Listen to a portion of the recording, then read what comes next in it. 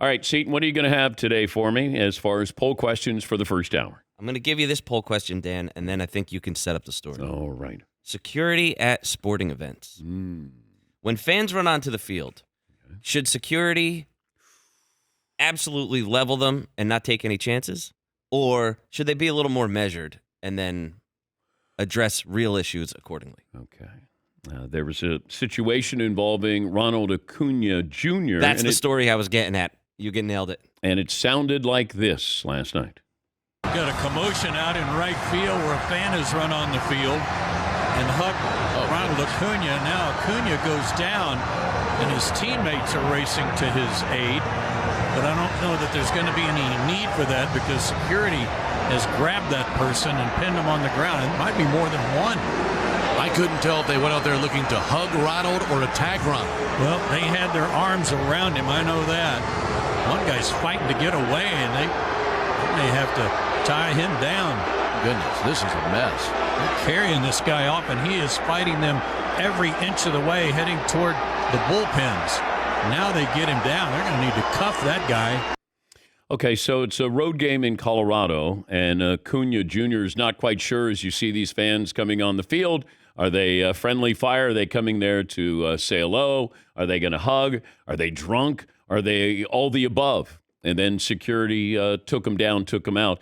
I think in a situation like that, to be fair to the security people, if somebody comes on the field, they've entered an area where they shouldn't be. Therefore, you have to abide by our rules. And our rules are we're going to take you down and take you out.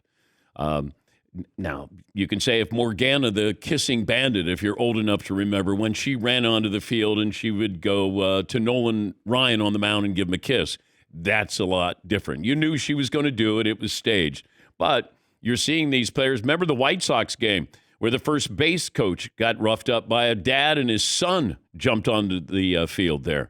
I think you got to assume that person is not out there for friendly fire, just to say hello. If they're coming out there, then they have to realize you're in our field of play and you're going to abide by our rules. Yes, Todd? Yeah, you have to assume the worst case scenario because if for some reason you didn't act right away or knock this person down in those few extra seconds, was the difference this person's got a weapon on him or something? How is everyone going to feel and how does everyone react? Why didn't you immediately take this guy down? What are you just kind of mulling around trying to wait and see what this person does? Yes, Eden. But I remember, it makes me think of one time years and years and years ago, the Danettes went out to film a bit.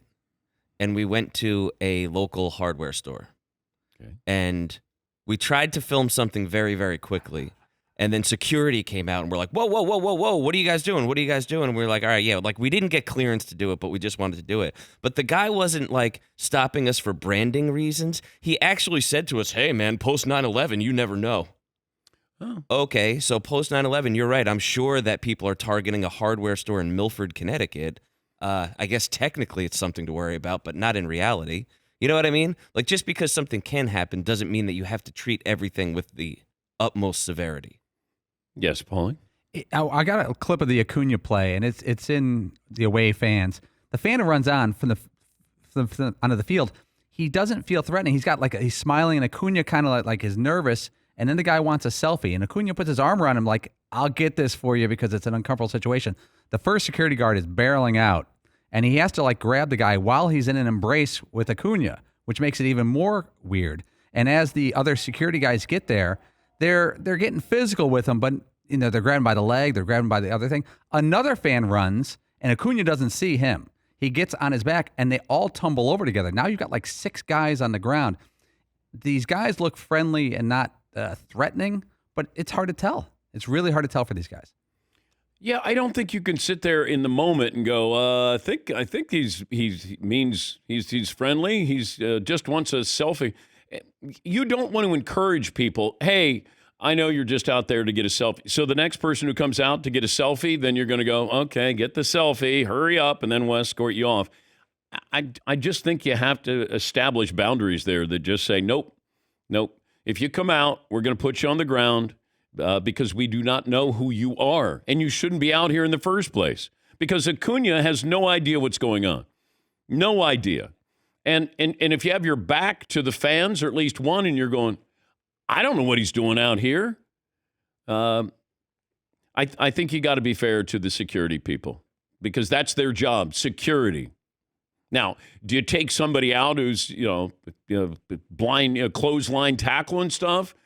I know sometimes it doesn't call for that, but in a situation like this, I would take him down and take him out. Yes, Todd. I think you've given up certain rights. Once you were stupid enough to climb, I don't care if you're inebriated or whatever, you climb over that wall and you go on the field where you're not supposed to, you're already breaking the law. So I have no problem when you see these guys take somebody out unless they're showing off their prowess or their muscle and they're doing it for some other reason to see how they can knock someone over.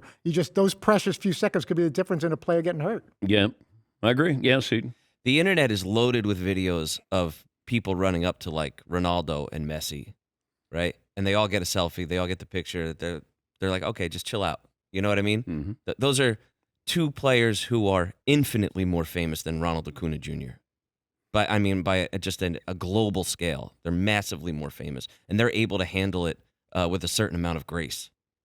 Yeah, Paulie? I think that's got to be the toughest thing for a security person if you see an 11-year-old versus a 22-year-old. Nah, deck him. Yeah, like Hey, you don't know what that kid's got. But like you see 11-year-old, you see the security guard put their arm out, but then the kid's 11 and he's got tears. But then you see a guy and he's a grown man, you got to treat him differently. And these security guards, who knows what policy it is team by team?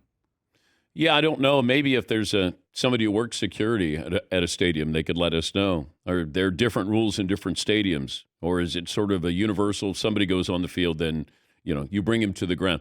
I mean, I'm not saying that if you remember Mike Curtis, who played for the Colts, somebody came on the field and he just leveled them with a tackle, leveled them.